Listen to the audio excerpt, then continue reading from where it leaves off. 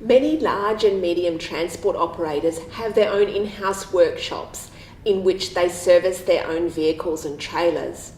After a while, many businesses decide that they'll offer those services to third parties because it creates an extra income stream for the business. This can create some legal issues.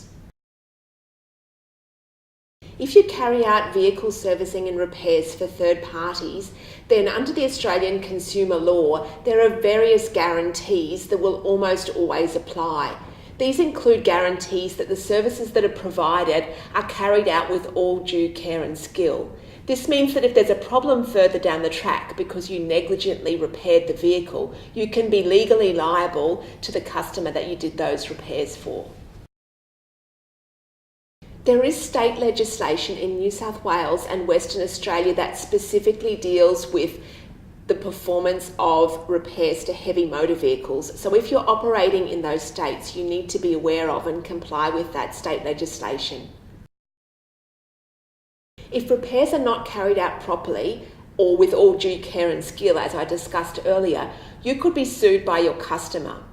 The damages that they might be able to recover from you include not only the cost of having the repairs fixed, but also consequential loss claims for their vehicles being off the road while they're unable to be operated. And these claims can be quite significant. For example, they might need to hire an alternative vehicle during the period their vehicle's out of action due to your negligent repairs.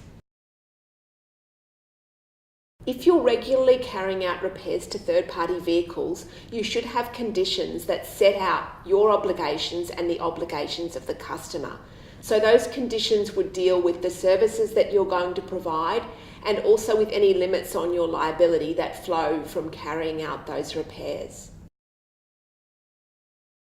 One of the things that we find transport operators are not aware of is that if you carry out repairs to a vehicle as the repairer, you may be entitled to a lien over that vehicle until such time as your reasonable fees for repairing the vehicle are actually paid.